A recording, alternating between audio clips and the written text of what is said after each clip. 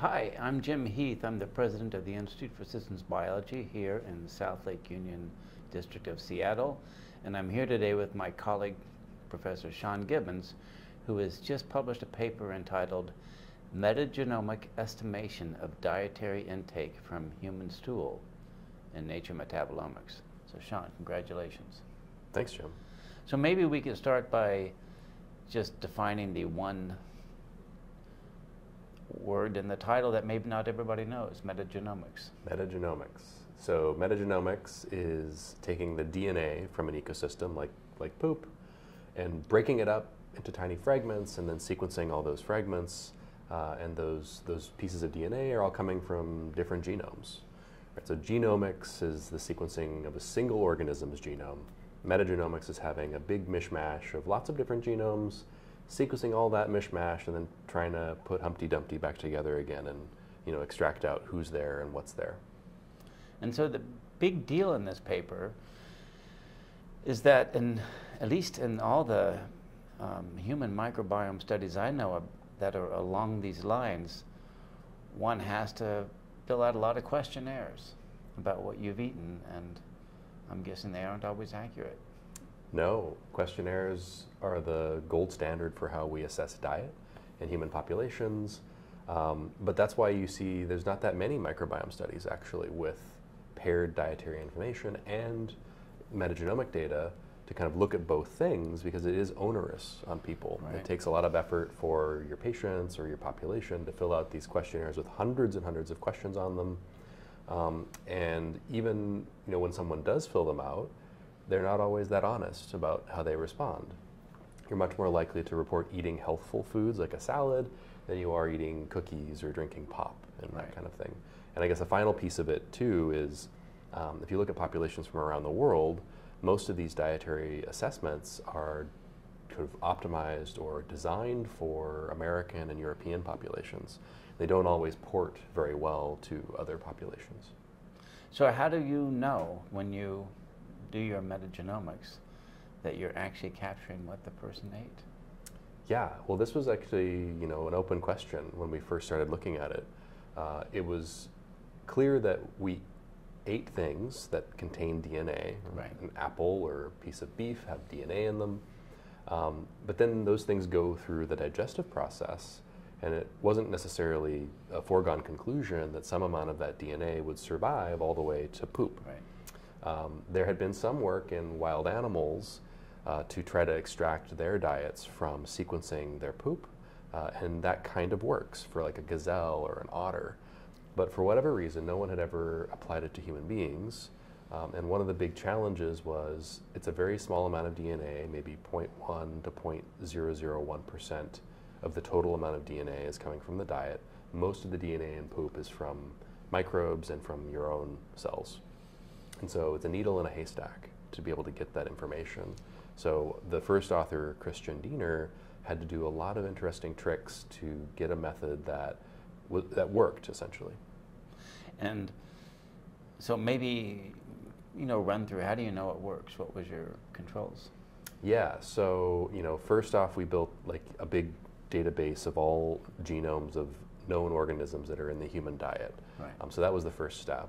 And then we had to map, reads from a sample to this large database quickly enough that it was, useful. And we use these Kamer-based or hash-based methods for that. But these methods are really prone to false positives. If you give it a sequence, it's going to give you an answer no matter what. Right. And so, we, in order to test it, simulated a bunch of in silico metagenomes with and without food items added to them. And we found that a few tricks to how we implemented our method allowed the simulated data to give us really good, robust outputs.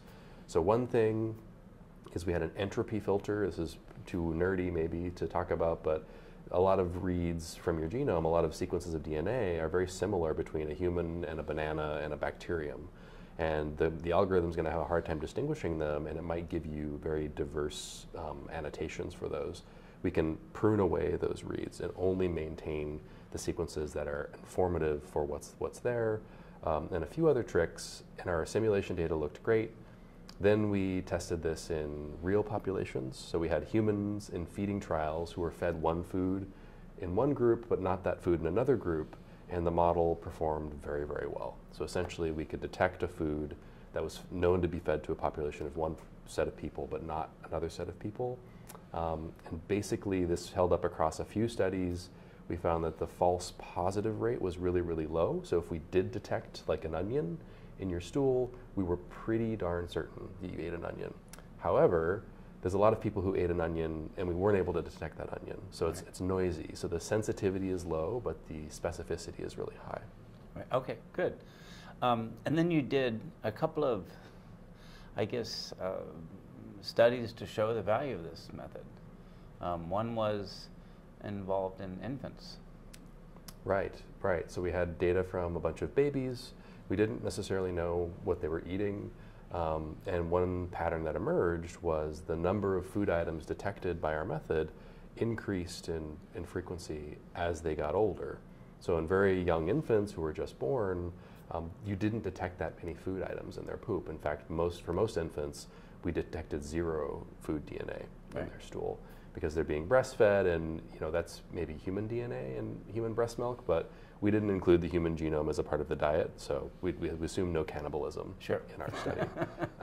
But yeah, older babies had food in their poop, same as adults, and it seems like you go from no food detected to essentially every single sample that you look at has food in it in adults.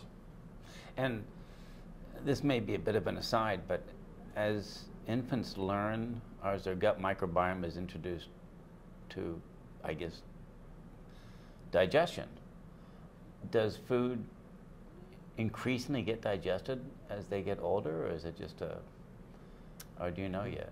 That's a good question. These are things that we still need to hammer out. The biases introduced in the digestive process and how that affects the amount of DNA we're detecting out the bottom end.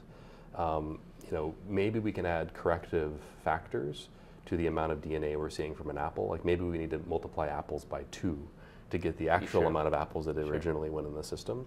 And those multiplicative factors could actually be different for babies than they are for adults. That's for the future. We need a lot of validation data to look at that. Sure. And then you also studied metabolic syndrome. So, for our listeners, maybe first describe exactly what is metabolic syndrome. Yeah, so metabolic syndrome, we have normal physiology, metabolism, and one element of that is how well we can control glucose levels in our bloodstream.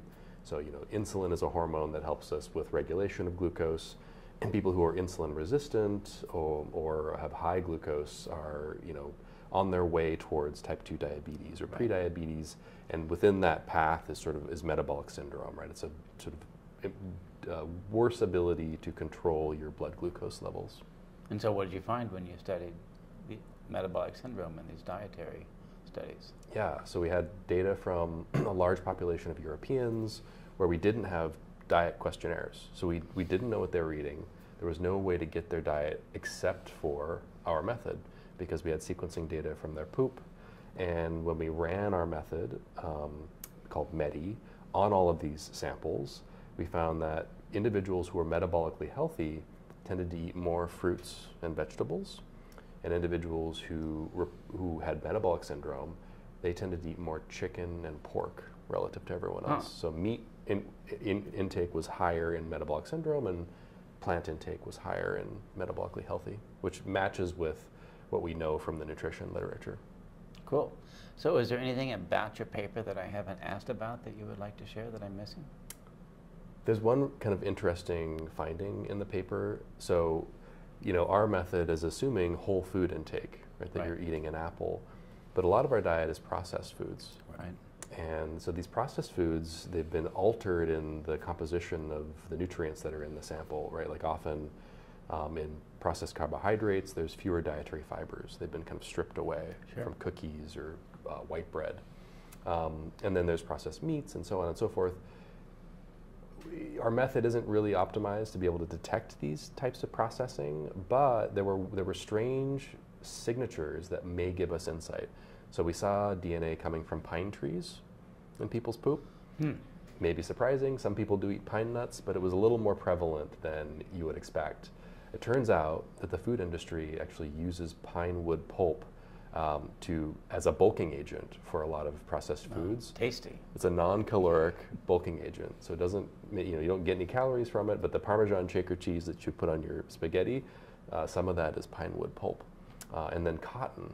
People add cotton to food as another bulking agent. And both of those things were detected. And then finally, hibiscus, which is this flower. It's used to make tea. Yeah, sure. But we saw it in a lot more people than you'd expect. It turns out that hibiscus is a really common red food coloring, that most of the food industry is switching to natural red dyes and away from the non-natural red dyes that are associated with cancer risk. And so processed meat intake, soda pop, and alcoholic drinks, people who reported high frequencies of this kind of intake showed a lot more hibiscus in their poop. So we might be able to use these signatures to tell us something about processed food. Yeah, so that sounds like a frontier for the next step. Yeah. Right? But pretty important part of diets. Totally. Well, very cool. Well, thank you, and congratulations again. Thanks, Jim.